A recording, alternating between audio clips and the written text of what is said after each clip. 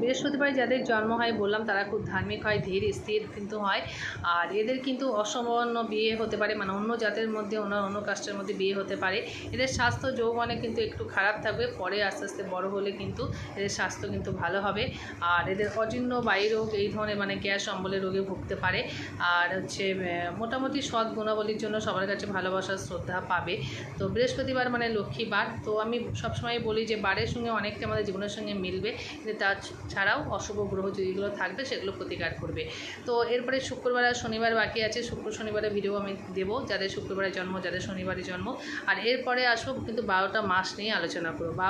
12 মাসে জন্মালে মানে বাংলা মাসও করবো, ইংরাজি মাসও করবো।